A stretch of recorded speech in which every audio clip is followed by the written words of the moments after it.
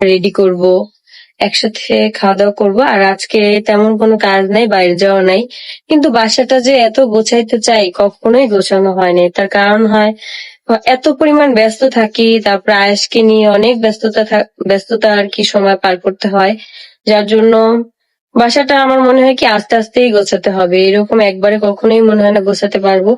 আর আমার পায়ে ব্যথাটাও অনেকটাই কমে গেছে, পা যে ছুলে গেছে সেটা আর কি একটু একটু শুকাইছে।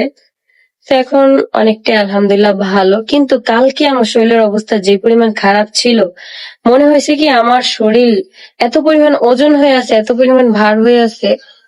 কিন্তু তারপরও মানে রাতে হচ্ছে আম্মু বলতেছে না পা একটা ওষুধ আছে, ইফতার করে তারপর হচ্ছে রাতের খাবার খাই, ওইটা খা তাহলে ভালো হয়ে যাবে। তারপর হচ্ছে নাপা ওষুধটা খাইছিলাম। আর আমাদের এই বারান্দা থেকে দাঁড়াইলে এখানে অনেক অনেক কাক বসে থাকে, এই কাকগুলো দেখা যায় আমার কাছে ভালোই লাগে।